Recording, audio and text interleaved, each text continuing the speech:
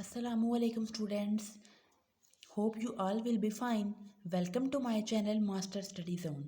Students, आज हम अपना न्यू टॉपिक स्टार्ट करेंगे डैट इज़ रीडिंग स्किल्स। हमने प्रीवियस लेक्चर में डिस्कस किया था लिसनिंग स्किल्स को। स्टूडेंट्स, बस आपका एक टॉपिक रह गया है लिसनिंग स्किल का, that is barriers in listening के लिसनिंग में कौन कौन से बैरियर्स आ सकते हैं। वो स्टूडेंट्स इस बुक में थोड़ा सा इररेलेवेंट मटेरियल था, तो मैं आपके लिए खुद नोट्स जो है वो प्रिपेयर कर रही हूँ। जैसे ही वो नोट्स कंप्लीट हो जाएंगे तो मैं आपके साथ शेयर कर दूंगी बैरियर्स इन लिसनिंग के लिसनिंग में कौन कौन से बैरियर्स आती हैं। वो एक टॉपिक अभी तक हमने डिस्कस नहीं किया लिसनिंग स्किल्स में, बाकी सारे टॉपिक्स हमने लिसनिंग स्किल में जो है वो कंप्लीट कर लिए हैं। तो स्टूडेंट्स, आज हम न्यू चैप्टर स्टार्ट करते हैं डैट इज़ रीडिंग स्किल्स का। आज हम डिस्कस करेंगे डेफिनेशन ऑफ रीडिंग को, इसके बाद प्रोसेस ऑफ रीडिंग को, उसके बाद हम डिस्कस करेंगे इम्पॉर्टेंस ऑफ रीडिंग को। ये तीन जो कंटेंट है वो आज डिस्कस करेंगे हम, 3 पॉइंट्स आज डिस्कस करेंगे। मेन जो हमारे 3 टॉपिक्स हैं वो आज हम डेफिनेशन को, प्रोसेस को और इम्पॉर्टेंस ऑफ रीडिंग को, ये 3 टॉपिक्स हम डिस्कस करेंगे। तो स्टूडेंट्स, अपना लेक्चर स्टार्ट करने से पहले मैं आपको बता दूं, अगर आपको मेरे प्रीवियस लेक्चर में कोई कन्फ्यूजन हो, कोई भी क्वेश्चन हो, या आपको किसी भी बुक पे, केमिस्ट्री की वो कोई बुक है, जोलॉजी की है, बॉटनी की है, साइकोलॉजी की है, कंप्यूटर, फिज़िक्स, आपको किसी भी बुक पे कोई नोट्स चाहिए, आपको कोई असाइनमेंट चाहिए, आपने कोई प्रैक्टिकल समझना है, या आपको किसी प्रैक्टिकल का कोई मटेरियल चाहिए, तो आप मुझे कमेंट सेक्शन में मैसेज करें। इसके अलावा डिस्क्रिप्शन में मेरे व्हाट्सएप का लिंक भी दिया गया है, आप उस लिंक के थ्रू मेरे व्हाट्सएप ग्रुप को ज्वाइन करें। अगर आपको स्टडी से रिलेटेड कोई भी प्रॉब्लम होगी तो इंशाल्लाह मैं आपकी प्रॉब्लम को सॉल्व करने की पूरी कोशिश करूँगी। तो स्टूडेंट्स, चलिए आइए आज का लेक्चर स्टार्ट करते हैं। स्टूडेंट्स, आज का लेक्चर भी बहुत ईजी वर्डिंग में है। मैं हमेशा कोशिश करती हूँ कि जस्ट मेरा पर्पज़ ये नहीं कि मैं लेक्चर डिलीवर करूँ, बल्कि मेरा मकसद है कि मैं आपको याद भी करवाऊँ, आपके माइंड में वो चीज़ बैठ जाए, ताकि बाद में आप जब भी रीडिंग करें आप इजीली उसको एक दफ़ा आप गो थ्रू करें और आपको वो टॉपिक याद हो, आपको वो लेक्चर अच्छे से याद हो। तो स्टूडेंट्स, आज भी बहुत इजी वर्डिंग है, आप एक दफ़ा ध्यान से बस मेरा लेक्चर ही सुन लेंगे तो इजीली आप लोग, अगर ये क्वेश्चन आपको ये पेपर में आता है तो इजीली आप लिख सकेंगे, कोई कन्फ्यूजन आपको नहीं होगी। बहुत इजी वर्डिंग है, तो स्टूडेंट्स ध्यान से अपना लेक्चर सुनना है। सबसे पहले हम ये देख लेते हैं कि रीडिंग क्या है, डेफिनेशन देख लेते हैं स्टूडेंट्स। तो रीडिंग देखिए क्या है। रीडिंग एक कम्प्लेक्स कम्युनिकेटिव प्रोसेस है जिसमें हम रिसीव करते हैं और इंटरप्रेट करते हैं रिटन वर्ड्स को। ठीक है स्टूडेंट्स, क्योंकि जब भी हम रीड करते हैं तो हम लिखा हुआ कुछ देख के उसको इंटरप्रेट करते हैं और उसको समझते हैं, डैट इज़ कॉल्ड रीडिंग। एक और डेफिनेशन देख लें रीडिंग की। Reading is the process by which we make sense of text. के रीडिंग के थ्रू हम समझते हैं कि टेक्स्ट में क्या बताया गया है, हमें उसकी सेंस की समझ आती है। एक और डेफिनेशन देख लें सिंपल वर्ड्स में। Reading means looking at the written word and understanding the message. सबसे देखें ईजी डेफिनेशन है कि रीडिंग का मतलब है कि आप रिटन वर्ड को देखो, उसको समझो, उसमें मैसेज अगर कोई दिया गया है तो उस मैसेज में क्या मतलब है उसका, आप उसको समझो। ये 3 डेफिनेशन है, आप इन तीनों में से कोई भी डेफिनेशन याद कर सकते हो। इसके बाद स्टूडेंट जो हम डिस्कस कर रहे हैं बुक में वो मेंशन नहीं, लेकिन आप इसके साथ वो हेडिंग दे सकते हो कि अगर आपको पेपर में आए कि what is the process of reading, तो आप कंफ्यूज ना हो स्टूडेंट्स, ये प्रोसेस ही है रीडिंग का, कि रीडिंग के प्रोसेस में कौन कौन से स्टेप्स इन्वॉल्व होते हैं।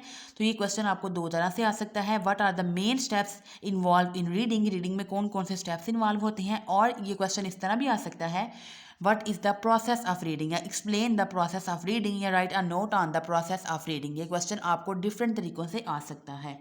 तो स्टूडेंट्स देखें, जब भी आप मैसेज को रिसीव या इंटरप्रेट करते हो रिटन वर्ड्स को, reader is concern with 4 factors. तो 4 फैक्टर्स को आपने माइंड में रखना है, decoding, comprehending, text analysis and response. ये 4 स्टूडेंट स्टेप्स हैं जो आपने माइंड में रखने हैं रीडिंग करते हुए। सबसे पहला स्टेप्स देखें क्या है, डिकोडिंग। डिकोडिंग में देखिए हम क्या करते हैं, the reader reads letters and focuses on them in order to change the coded message into information. ये हम किस में करते हैं, डिकोडिंग में। सेकेंड पॉइंट देखें, comprehending, the reader interpret the message and understanding the literal meaning. इसको हम क्या कहते हैं, कंप्रीहेंडिंग। थर्ड देखें क्या है, टेक्स्ट एनालिसिस। टेक्स्ट एनालिसिस में हम क्या करेंगे, रीडर क्रिटिकली एग्जामिन करेगा, इवेलुएट करेगा मैसेज को। ये हम किस में करेंगे, टेक्स्ट एनालिसिस में। फोर्थ पॉइंट देखें क्या है, response. Reader response to the message. अब रीडर ने रिस्पॉन्स किस तरह करना है तो वो किस में आएगा, कि जिस तरह से रीडर मैसेज पढ़ के रिस्पॉन्ड करेगा वो किस में आएगा, रिस्पॉन्स में। तो स्टूडेंट्स, ये वैसे आपको एक शॉर्ट फॉर्म में बता दिया गया है कि डिकोडिंग क्या, हम क्या करते हैं, कंप्रीहेंडिंग में, टेक्स्ट एनालिसिस में एंड रिस्पॉन्स में। अब अगर आपको पेपर में ये लॉन्ग क्वेश्चन आए तो जाहिर सी बात है फिर आप लॉन्ग क्वेश्चन में जस्ट ये 4 पॉइंट्स तो नहीं लिखोगे, फिर हम ये पूरा लॉन्ग एक्सप्लेन करेंगे प्रोसेस ऑफ रीडिंग का, कि रीडिंग के प्रोसेस में कौन कौन सी चीज़ें, कौन कौन से स्टेप्स इन्वॉल्व होते हैं। अगर आपको शॉर्ट क्वेश्चन में आए हैं 2-3 मार्क्स का, तो फिर उसमें आप ये स्टेप्स भी लिख सकते हैं जो आपको ये बॉक्स में दिए गए हैं। लेकिन अगर आपको ज़्यादा मार्क्स का लॉन्ग क्वेश्चन आता है फिर आप इन स्टेप्स को बारी बारी डिटेल के साथ एक्सप्लेन करेंगे। तो स्टूडेंट्स हम सबसे पहला डिस्कस करते हैं, डैट इज डिकोडिंग और इंटरप्रेटिंग। अब देखिए स्टूडेंट्स, डिकोडिंग और इंटरप्रेटिंग का मतलब क्या है। डिकोडिंग और interpreting in the reading refers to the process of changing the coded message into information. अब जो चीज़ आपको लिखी गई है, जो कोडेड है, आपने उसको इन्फॉर्मेशन में चेंज करना है, डैट इज कॉल्ड डिकोडिंग और यू कैन से इंटरप्रेटिंग। अब देखें स्टूडेंट्स, ये क्या रिक्वायर करती है। It requires the ability to recognise the words accurately, understand the definitions of the words being used and the manner in which words are used in varying context. A written message can be decoded only if we know the language in which the message is written.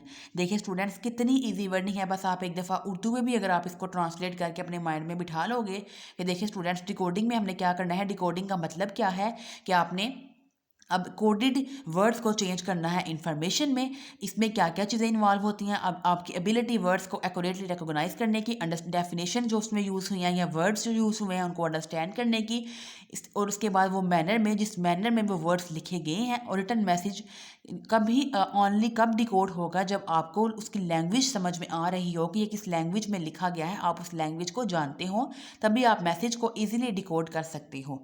तो देखिए students, मुझे पूरी उम्मीद है कि आपको decoding की समझ आ गई होगी कि डिकोडिंग क्या होती है।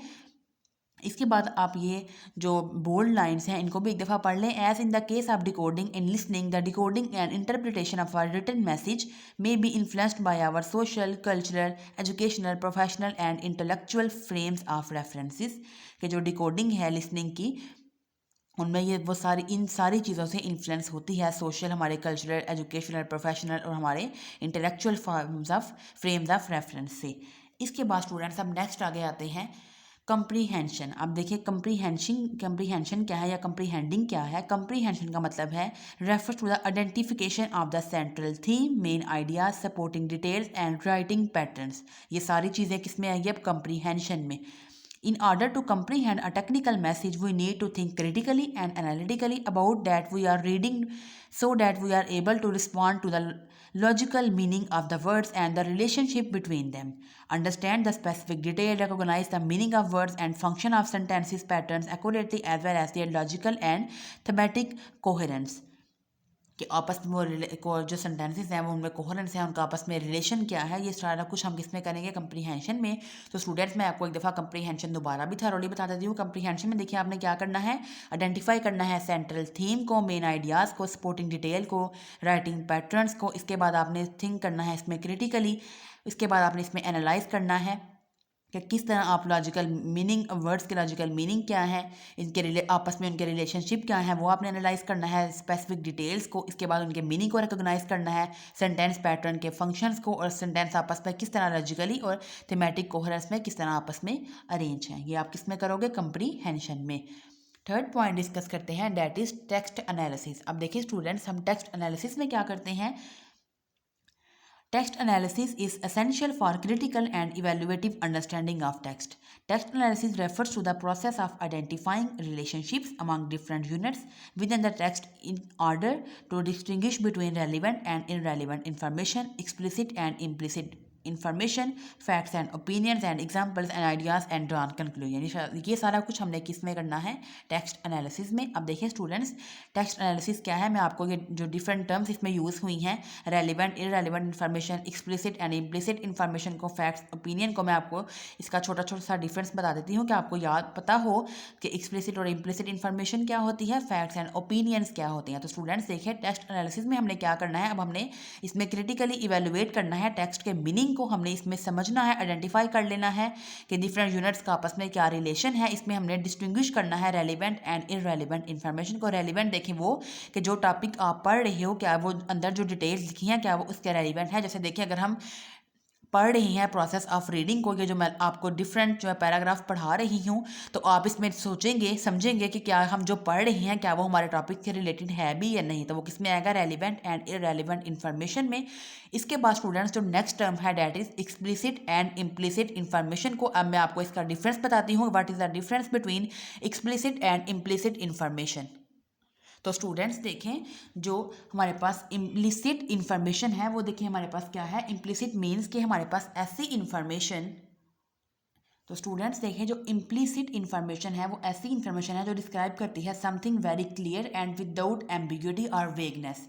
आप इसको नोट भी कर लें कि इम्प्लिसिट वो इन्फॉर्मेशन आपको बताएगी जो क्लियर हो और जिसमें कोई भी एम्बिग्यूटी मीन्स को जिसमें कोई भी शक व शुबात ना हो, वो होगी इम्प्लिसिट। और एक्सप्लिसिट इन्फॉर्मेशन वो होती है जो आपको समथिंग डैट इज अंडरस्टैंड, जो आप जिसको आप अंडरस्टैंड तो कर रहे हो बट नॉट डिस्क्राइब क्लियरली, लेकिन वो क्लियरली डिस्क्राइब नहीं है।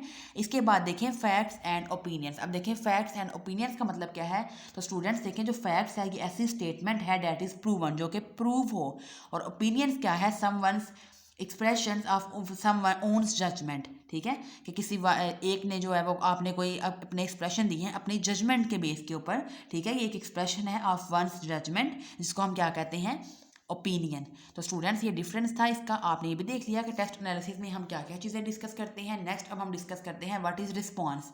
स्टूडेंट्स रिस्पॉन्स क्या है, हमारा एक्शन या रिएक्शन है रिटन मैसेज का, it complete the reading process and it is the last step of reading. ठीक है स्टूडेंट्स, इसमें क्या है कि ये रीडिंग स्टेप को कंप्लीट करता है, ये लास्ट स्टेप है रीडिंग का। Our response to the text depends largely on our correct understanding and evaluation of text. हमारा रिस्पॉन्स किस पे डिपेंड करता है, हमारी करेक्ट अंडरस्टैंडिंग पे, इवेल्युएशन पे। अगर आपने पहले वाले स्टेप सही से किए हैं तो फिर आपका रिस्पॉन्स भी अच्छा होगा। इसके बाद देखिए आगे students, we may immediately response to the message and in the case of reading a letter, a memo, an email message और अ फैक्स मैसेज। इसको आपको याद करने की ज़रूरत नहीं, ये जस्ट आप उन्होंने आपको वैसे ही बताया है कि हम इन चीज़ों के हमें जो इमीडिएट रिस्पॉन्स हैं वो देने होते हैं। तो आप पेपर में जस्ट यहाँ तक लिख सकते हैं and evaluation of the text. अब स्टूडेंट्स ही मैंने आपके लिए कुछ पॉइंट्स बनाए हैं, पैराग्राफ की फॉर्म में था तो थोड़ा मुश्किल होता है स्टूडेंट्स के लिए। स्टूडेंट वैसे ही पैराग्राफ को देख के घबरा जाते हैं कि हमें इतना लेंथी पैराग्राफ याद करना पड़ेगा, तो आपके लिए मैंने पॉइंट्स बना दिए हैं। ये 7 पॉइंट्स हैं इंपॉर्टेंस ऑफ रीडिंग के, आप पॉइंट्स में लिखेंगे तो अच्छा भी होगा, आपकी पेपर प्रेजेंटेशन भी अच्छी होगी। तो स्टूडेंट्स अगर आपको पेपर में क्वेश्चन आता है इंपॉर्टेंस ऑफ रीडिंग का, जो देखिए पहला स्टेप क्या है, रीडिंग एक इंपॉर्टेंट कम्युनिकेटिव प्रोसेस है और रीडिंग स्किल जो है लाइक प्रॉबेबली मोस्ट इंपॉर्टेंट है लैंग्वेज स्किल में required academic and professional purpose. इसका सेकंड पॉइंट देख लेते हैं। सेकंड देखें क्या है, quick efficient and imaginative reading techniques are essential है in order to achieve academic success के लिए। थर्ड पॉइंट देख लें, the purpose of reading is to make a sense of out of what you read. Fourth point देखें, इसमें आपने यूं नहीं लिखना we can read to understand a topic और enrich our knowledge about topic. 5 point देखें, टू डिराइव प्लेजर, खुशी के लिए, to understand what is happening around, कि ये जानने के लिए हमारे इर्द गिर्द क्या हो रहा है। अगला पॉइंट देखें, it is equally important in the commercial working word. ठीक है, वो कहते हैं इक्वली इंपॉर्टेंट है कमर्शियल वर्किंग वर्ड में। तो स्टूडेंट्स ये 7 पॉइंट्स थे, आप इनको एक दफ़ा अच्छे से पढ़ लीजिएगा। तो हम आज का लेक्चर यहीं पे वाइंड अप करते हैं। इंशाल्लाह नेक्स्ट मैं आपके लिए एक नई वीडियो लेके आऊँगी, तब तक के लिए अल्लाह हाफिज़।